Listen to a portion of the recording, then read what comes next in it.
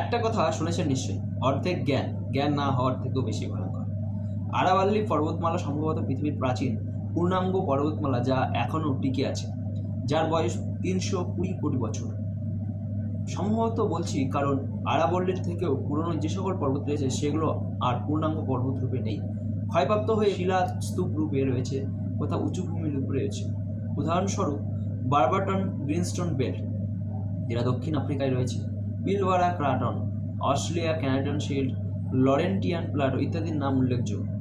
এগুলো তো গেল প্রাচীন হিসাব আরাবল্লীর গুরুত্ব। এবার আসা যাক অবস্থানগত গুরুত্ব। আরাবল্লী শুরু হয়েছে গুজরাটের মাউন্ট আবু অঞ্চল থেকে। সেখান থেকে উত্তর পূর্ব দিকে বিস্তৃত হয়ে রাজস্থান, হরিয়ানা, দিল্লি হয়ে হরিদ্বার পর্যন্ত পৌঁছেছে। মোট দৈর্ঘ্য প্রায় 800 কিলোমিটার। এই পর্বতমালা মূলত রাজস্থানের মরুভূমি ও উত্তর ভারতের উর্বর সমভূমির মাঝে এক প্রাকৃতিক প্রাচীর হিসেবে কাজ করে। আরাবল্লীর অবস্থান ভারতের কাছে খুবই গুরুত্বপূর্ণ। এটি থর মরুভূমির বিস্তার রোধ করে, মৌসুমী বায়ুর গতিপথে প্রভাব ফেলে, ফলে উত্তর পশ্চিম ভারতে বৃষ্টিপাতের ভারসাম্য বজায় থাকে। ভূগর্ভস্থ জলস্তর নিয়ন্ত্রণ এবং রিচার্জে বড় ভূমিকা পালন করে। মরুভূমির ধুলোঝড় এবং তাপ প্রবাহ প্রতিহত করে। এক কথায় বলতে গেলে আরাবল্লী না থাকলে উত্তর ভারতের জলবায়ু আরও চরম ও বসবাসের অযোগ্য হয়ে উঠত এবং থর মরুভূমি দিল্লি, হরিয়ানা পর্যন্ত এগিয়ে আসত।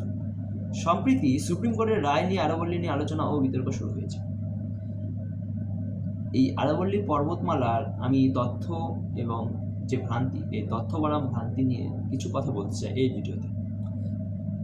নতুন ও একরূপ আরাবল্লী পর্বত ও পাহাড়ের সংজ্ঞা নিয়ে বিরোধীরা ইচ্ছাকৃতভাবে ভুল তথ্য ছড়াচ্ছে।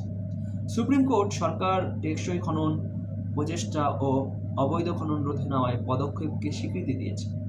এখানে স্পষ্ট ও স্বচ্ছভাবে প্রকৃত তথ্য তুলে ধরা হলো। 1 নম্বর দাবি, নতুন সংজ্ঞা আরাবল্লী পাহাড়ের পরিবেশগত সুরক্ষা দুর্বল করছে।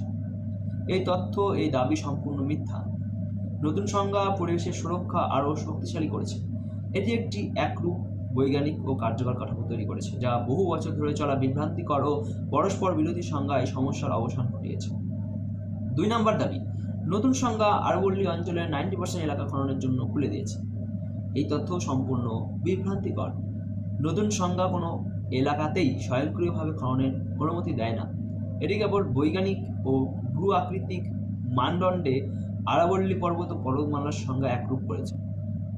নতুন সংজ্ঞা নিম্নলিখিত কোনো আইনকে শিথিল, স্থগিত বা বাতিল করেনি। 1 নম্বর যে আইন, পরিবেশ সুরক্ষা আইন, যেটা 1986 সালে, বন সংরক্ষণ আইন 1980 সালে, বন্যপ্রাণী আইন 1972 সালে, EIA নোটিফিকেশনের এই সব ধরনের পরিবেশ, বন ও বন্যপ্রাণী সংক্রান্ত আইনি অনুমোদন আগের মতোই বাধ্যতামূলক রয়েছে। সংজ্ঞার ভিতরে বা বাইরে যে কোনো খনন বা নির্মাণের জন্য সম্পূর্ণ আইনি অনুমোদন লাগবে।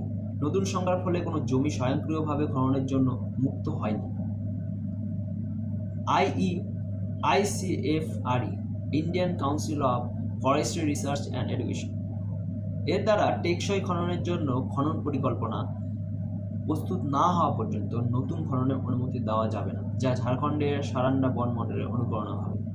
ICFRE এখনও 37টি জেলায় পরিবেশগতভাবে সংবেদনশীল, সংরক্ষণ গুরুত্বপূর্ণ ও পুনরুদ্ধার অগ্রাধিকার এলাকাগুলি চিহ্নিত করেনি। এই প্রক্রিয়া শেষ না হওয়া পর্যন্ত আরাবল্লীর 90% খুলে দেওয়া হয়েছে। এই দাবি সম্পূর্ণ ভিত্তিহীন। আর 3 নম্বর যে দাবি, 100 মিটার নিচের সব ভূখণ্ডে খননের অনুমতি দেওয়া হয়েছে, এই তথ্য ভুল। সব রাজ্য সম্মতিক্রমে স্থানীয় ভূ উচ্চতার তুলনায় 100 মিটার মানদণ্ড গ্রহণ করেছে, যা রাজস্থানে 9 জানুয়ারি 2006 সালে কার্যকর। 100 মিটার বা তার বেশি উচ্চতার পাহাড়কে ঘিরে থাকা সর্বনিম্ন বদ্ধ কন্ট্যুরের ভিতর সব ভূখণ্ড উচ্চতা ও ঢাল নির্বিশেষে খননের বাইরে রাখা হয়েছে। 2টি সংলগ্ন 100 মিটার বা তার বেশি উচ্চতার পাহাড়ে 500 মিটারের মধ্যে থাকা সমস্ত ভূমিকে আরাবল্লী পর্বতমালার অংশ ধরা হয়েছে। এইসব এলাকার উচ্চতা যাই হোক না কেন, খনন সম্পূর্ণ নিষিদ্ধ। আর 4 নম্বর দাবি, আরাবল্লীর একরূপ সংজ্ঞা প্রয়োজন ছিল না, এই তথ্য ভুল। আগে রাজস্ব নথি ও স্থানীয় বর্ণনার উপর নির্ভরতার ফলে বিভ্রান্তি, পক্ষপাতমূলক প্রয়োগ ও অবৈধ খনন বেড়েছিল। একরূপ সংজ্ঞা স্পষ্টতা, ধারাবাহিকতা ও কার্যকর প্রয়োগ নিশ্চিত করে। আর 5 নম্বর দাবি, সংজ্ঞাটি খামখেয়ালি ও অবৈজ্ঞানিক। এই তথ্যও মিথ্যা। সুপ্রিম কোর্ট অনুমোদিত সংজ্ঞা সম্পূর্ণভাবে বিজ্ঞানভিত্তিক। এটি ধারাবাহিক পাহাড়ি গঠন, রিজ লাইন ও সুস্পষ্ট ভূ আকৃতিক বৈশিষ্ট্যের উপর নির্ভরশীল, কোনো অস্পষ্ট প্রশাসনিক ট্যাগ নয়। 6 নম্বর দাবি, সংজ্ঞার বাইরে থাকা পরিবেশগতভাবে সংবেদনশীল এলাকাগুলি অরক্ষিত। এই তথ্য ভুল। এই সমস্ত এলাকায় আগের মতোই পরিবেশ, বন ও বন্যপ্রাণী সংক্রান্ত আইন কার্যকর থাকবে। 7 নম্বর দাবি, নতুন সংজ্ঞা পরিবেশের চেয়ে উন্নয়নকে প্রাধান্য দিয়েছে। এই তথ্য ভুল। এটি পরিবেশ শাসন ব্যবস্থাকে আরও শক্তিশালী করেছে, বৈজ্ঞানিক নির্ভরতা এনে আইনি স্পষ্টতা ও অপব্যবহার কমিয়েছে। শেষে আমি বলতে পারি, নতুন আরাবল্লী সংজ্ঞা পরিবেশ সংরক্ষণ দুর্বল করার জন্য নয়, বরং বৈজ্ঞানিক স্পষ্টতার মাধ্যমে সংরক্ষণকে আরও শক্তিশালী করার জন্য। বিরোধীদের প্রচার তথ্য নির্ভর নয়, বিকৃতির উপর দাঁড়ানো। আরাবল্লীর প্রয়োজন বিজ্ঞানভিত্তিক সুরক্ষা, কংগ্রেস ও তাদের সহযোগী ইকোসিস্টেমের ভয় দেখানো রাজনীতি নয়। সুপ্রিম কোর্টের রায় সরকার আরাবল্লীর সংরক্ষণ, প্রচেষ্টা ও টেকসই খননের নীতিকে স্বীকৃতি দিয়েছে।